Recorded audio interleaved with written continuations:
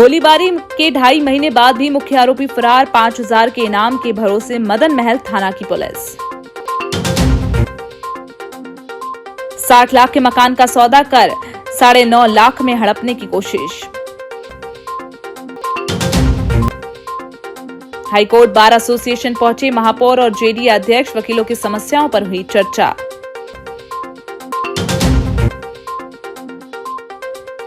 जुए के फड़ पर पुलिस का छापा, 8 जुआरी गिरफ्तार, जुआ एक्ट के तहत कार्रवाई।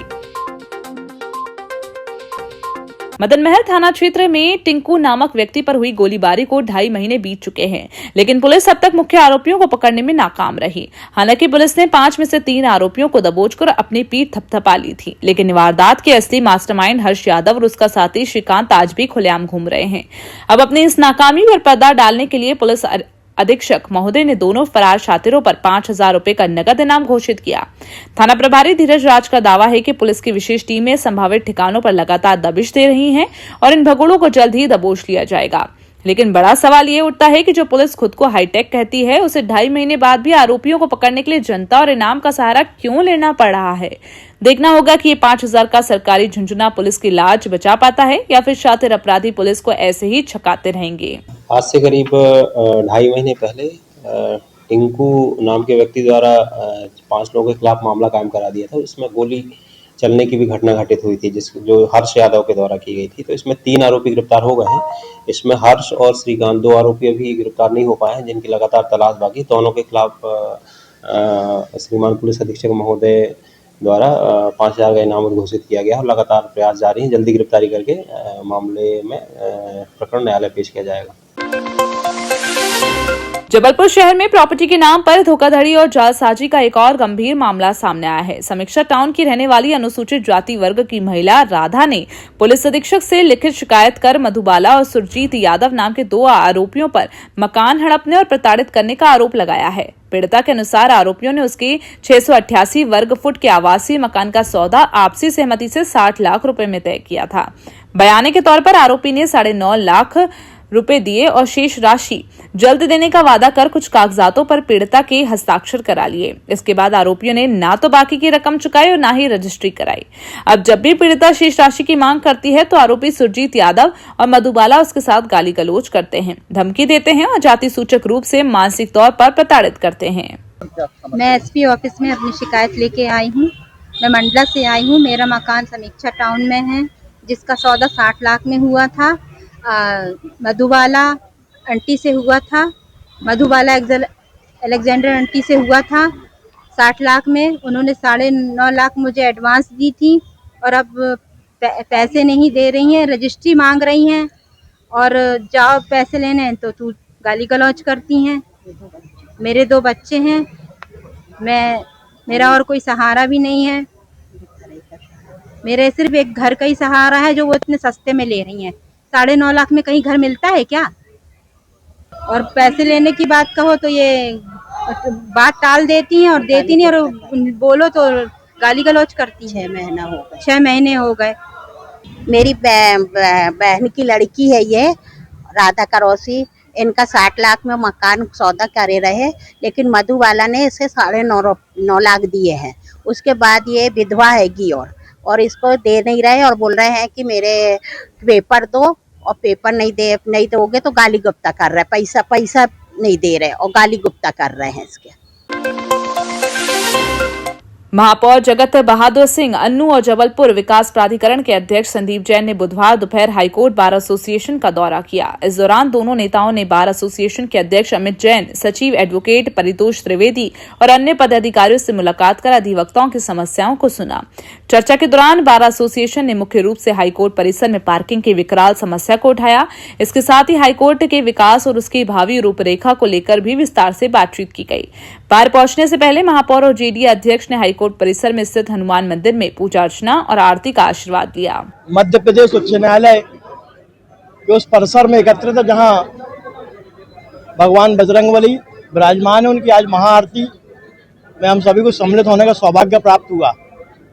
प्रसंग था हमारे स्नेही भाई एडवोकेट सत्येंद्र जोशी जी का आज जन्म दिवस। उस अवसर पर हम सभी एकत्रित हुए। मैं धन्यवाद देना चाहता हूं मध्य प्रदेश उच्च न्यायालय अधिवक्ता परिषद और सभी अधिवक्ता साथियों को जिन्होंने ये बहुत ही आध्यात्मिक धार्मिक आयोजन किया और हम सबको यहाँ प्रभु हनुमान जी महाराज के दर्शन का सौभाग्य प्राप्त हुआ। पुलिस अधीक्षक जबलपुर श्री संपत उपाध्याय के निर्देश पर संगठित जुआ सट्टा के खिलाफ चलाए जा रहे अभियान के तहत आधारताल थाना पुलिस ने कंचनपुर स्थित मैदा मिल के पास एक जुए के फड़ का दबिश देकर 8 जुआरियों को रंगे हाथ गिरफ्तार किया। पुलिस ने मौके से ताश के 52 पत्ते और 11,380 नगद रुपए जब्त किए। थाना प्रभारी विपिन ताम्रकर के अनुसार मुखबिर की सूचना पर की गई कार्रवाई में प्रदीप जैन, अभय सोनी, राहुल ताम्रकर, आलोक सोनी, अतुल सोनी, रवि जैन, बाबर उर्फ जहीरुद्दीन खान और शैलेंद्र अग्रवाल को पकड़कर उनके विरुद्ध जुआ एक्ट की धारा 13 के तहत मामला दर्ज किया। इस कार्रवाई में वरिष्ठ आरक्षक शशि प्रकाश, आरक्षक सुरजीत जाट एवं दुर्गेश दुबे की सराहनीय भूमिका रही। थाना आधारताल में मुझे सूचना प्राप्त हुई थी कि अपना कंचनपुर में औद्योगिक क्षेत्र के पास मैदा मिल है, उसके पास में एक मकान खंडहर में एक गोदाम जैसा है, वहाँ पे कुछ लोग ताश पत्तों में जुए का खेल खेल रहे हैं। लिहाजा में कुछ सूचना तस्दीक की गई। जब दबिश दी गई तो मौके से 8 लोग जुआ खेलते हुए पाए गए थे। उनके विरुद्ध जुआ एक्ट के तहत विधि संगत कार्रवाई की गई। उनके पास से फड़ से लगभग 11,300 रुपए के आसपास जब्ती की गई है। ये जुआ कल तात्कालिक था और कुछ लोग आके वहाँ बैठे थे और मुख्य सूचना पर तत्काल कार्रवाई की। चूंकि पुलिस अधीक्षक महोदय के स्पष्ट निर्देश है कि क्षेत्र में किसी भी तरह की इस तरह की एक्टिविटी न हो, लिहाजा लगातार जबलपुर पुलिस इस तरह की कार्रवाइयां कर रही है। उसी तारतम्य में ये कार्रवाई की गई है और विधि संगत कार्रवाई करके उनको विरुद्ध चालानी कार्रवाई की जाना है। नहीं, जुआ खेलने वाले स्थानीय लोग थे जो कोतवाली क्षेत्र आधारताल क्षेत्र के रहने वाले हैं। संस्कारदानी के प्रतिष्ठित कहे जाने वाले क्राइस्ट चर्च स्कूल में छात्र छात्राओं की सुरक्षा को ताक पर रखने और मासूमों की जिंदगी के साथ खिलवाड़ करने का एक बेहद सनसनीखेज मामला सामने आया है। स्कूल प्रबंधन द्वारा 12 वर्ष के एक मासूम छात्र को पढ़ाई कराने के बजाय स्कूल समय में घास काटने के काम में लगा दिया गया। इसी दौरान घास में छिपे एक जहरीले सांप ने बच्चे को डस लिया। इस गंभीर घटना के बाद स्कूल परिसर में हड़कंप है। अपनी घोर लापरवाही को छुपाने और मामले को दबाने के लिए स्कूल प्रबंधन ने आनन फानन में बच्चे को जिला अस्पताल में भर्ती भी कराया। तो अमजद 12 साल का बच्चा है, उसको कल खेलते समय ग्राउंड में ऐसा बता रहे हैं कि कुछ काटा है। तो हमारे पास आया था तो उसको फैंक्स मार्क थे, लेकिन वहाँ पे कोई ऐसा निशान नहीं था कि ब्लीडिंग हो रहा हो, स्वेलिंग हो, ऐसे कुछ निशान नहीं थे। लेकिन फिर भी हम लोगों ने उसका जो 20 मिनट का होल ब्लड कागुलेशन टेस्ट होता है कि वो कागुलेट नहीं किया था, तो उसको फिर हम लोगों ने ASB दिए। तो उसके बाद 6 घंटे बाद फिर से 20 मिनट होल ब्लड कागुलेशन किए तो फिर कागुलेट हो गया था। अभी बच्चा स्टेबल है, अच्छा है, खा पी रहा है, वाइटल सारे उसके नॉर्मल हैं, कोई ऐसी घबराने की बात नहीं है। अगर किसी को इस तरीके के स्नेक बाइट होते हैं तो झाड़ाने फुकाने से अच्छा है कि वो हॉस्पिटल ले आके दिखाएं, ताकि उसका सही टाइम पे सही इलाज मिल जाए तो बच्चे को बचाया जा सकता है। और अगर झाड़ाने फुकाने के चक्कर में पड़ जाएंगे, लेट से आएंगे, ब्लीडिंग स्टार्ट हो जाएगी या फिर कोई CNS के सिम्टम आने लगेंगे, झटके उटके आने लगेंगे तो फिर बचाना थोड़ा सा मुश्किल हो जाता है। बच्चे को स्कूल के द्वारा लाए गए थे? हाँ, उस समय तो यूनिफॉर्म में ही था, वो स्कूल से ही आया होगा। ग्राउंड में बता रहा था खेल रहे थे, वहाँ पे उसको काटा था। क्या नाम है बच्चे का? कौन? अमजद खान नाम है, 12 साल का बच्चा है। मेरा नाम डॉक्टर ब्रजेश है। रांची थाना क्षेत्र के अंतर्गत शोभापुर कलारी में करीब 1.5 महीने पहले हुई सनसनीखेज बमबाजी के मुख्य आरोपी पवन रजक को 2 दिन की पुलिस रिमांड खत्म होने के बाद गुरुवार को कोर्ट में पेश किया गया, जहां से उसे जेल भेजा गया। थाना प्रभारी उमेश गोलानी के मुताबिक 30 से अधिक अपराधों के रिकॉर्ड वाले और NSA के आरोपी पवन रजक ने 23 जून को कोर्ट में सरेंडर किया था। रिमांड के दौरान पुलिस ने उसके बमबाजी की साजिश और फरारी काटने के ठिकानों को लेकर कड़ी पूछताछ की। इस मामले में 2 आरोपियों और पुलिस पहले ही दबोच चुकी है, जबकि पवन का भाई और मामले का दूसरा मुख्य आरोपी प्रवीण रजक अभी भी फरार है। पुलिस उसकी गिरफ्तारी के लिए लगातार संभावित ठिकानों पर दबिश भी दे रही है।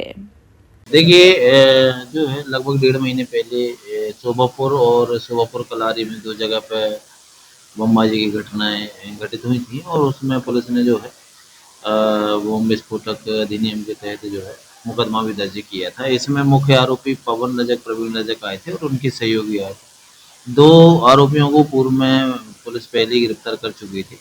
पवन प्रवीण की तलाश लगातार पुलिस कर रही थी। इसी के तहत जो है पवन रजक, जिसके विरुद्ध काफ़ी 30 से अधिक अपराध भी हैं। इसी बीच में हमने जो है एनएसए का प्रकरण तैयार करके माननीय कलेक्टर महोदय के समक्ष जो है प्रकरण भी प्रस्तुत किया था, जिसमें एनएसए का वारंट भी जारी किया गया था। दिनांक 23 जून को पवन रजक द्वारा जो है माननीय न्यायालय में आत्मसमर्पण किया था, जहां से एनएसए का वारंट भी तामील किया गया था तथा हमारे जो बम वाले प्रकरण हैं उनमें गिरफ्तारी की गई थी। कल दिनांक 1 जुलाई को 30 जून को जो है प्रकरण में पूछताछ एवं आवश्यक कार्रवाई हेतु हमने पुलिस रिमांड की मांग की थी माननीय न्यायालय से, जो 2 दिन का पुलिस रिमांड दिया गया था। इसमें आरोपी से पूछताछ की गई थी और किस कारण से उसने इस तरह की घटना घटित की और कहाँ-कहाँ पे यह रुका और कैसे घटना को अंजाम दिया, इन सभी पे पूछताछ की गई है। उसके पश्चात जो है आज हम न्यायालय में पुलिस रिमांड के बाद इसको वापस न्यायालय में प्रस्तुत कर रहे हैं। इसमें अभी प्रवीण रजक जो है फरार है, जिसकी जो है तलाश जारी है। सर क्या कारण था कि कलारी में और बंडी रजक देखिए ये विवेचना का विषय है, इसमें विस्तृत बयान और मेमोरेंडम